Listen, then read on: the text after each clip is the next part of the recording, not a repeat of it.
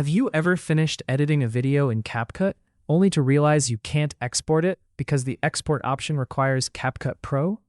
Well, in this video, I'll show you a simple trick to access your finished video without cracking the app or paying for CapCut Pro. First, press Ctrl+A to select everything on your timeline.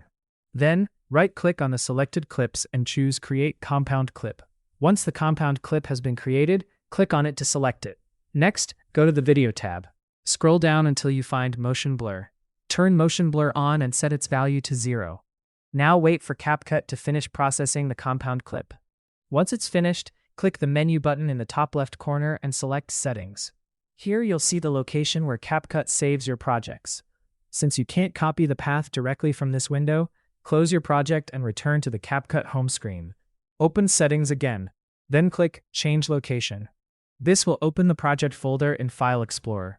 Click the address bar at the top and copy the folder path. Now close File Explorer. Press Windows+R to open the Run dialog. Paste the copied folder path and click OK. The CapCut project directory will now open. Find the folder that matches your project name and open it. Next, open the Resources folder. Then open the Video ALG folder. Inside this folder, you'll find the processed video file created by CapCut. Simply copy the file to another location on your computer and use it like any other video. And that's it. That's how you can access your CapCut project video directly from the project files without using the standard export option. If this video helped you, don't forget to leave a like, subscribe to the channel, and turn on notifications for more CapCut tips and tutorials.